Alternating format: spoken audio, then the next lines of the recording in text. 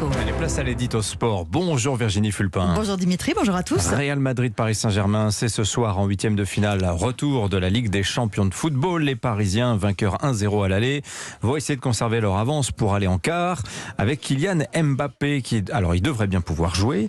Alors ce soir, ce sera du foot évidemment, mais avant le match, cette affiche, c'est aussi du théâtre, c'est du show business. Exactement, avant le Ballon d'Or, il y a les Molières. On reconnaît un match pas comme les autres à la dramatisation qui précède la rencontre. Et là, on est servi. Ça fait partie du jeu et c'est aussi ce qui provoque les petits picotements dans le cœur et les jambes avant une telle affiche, au moins autant que la musique de la Ligue des Champions. Le seul nommé pour le premier rôle, c'est Kylian Mbappé, vous l'aurez deviné. Il est devenu tellement important que dès qu'il est question de l'attaquant, tout part dans tous les sens en une fraction de seconde.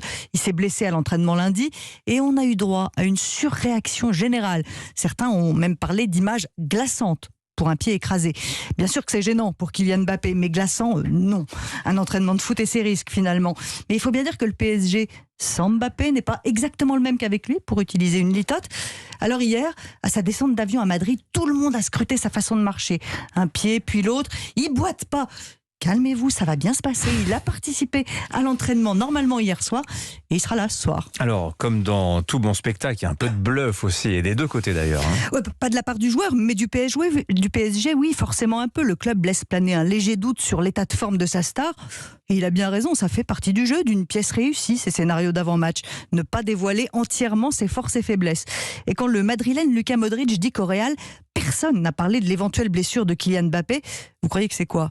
C'est du bluff aussi, ça sonne un peu faux ça, Lucas. Surtout qu'en même temps, il dit qu'il rêve de jouer avec Mbappé, au cas où quelqu'un aurait oublié les passes d'armes entre le Real et le PSG en vue d'un éventuel transfert. Ça peut agacer, cette mise en scène permanente avant une affiche de ce niveau. Mais moi, je trouve au contraire que ça pimente le match, ce théâtre à ciel ouvert, entre opérettes, faux semblants et costumes de sauveur. Même le décor a son importance. Santiago Bernabéu, un des plus grands stades du monde, mais avec des échafaudages partout pour la rénovation.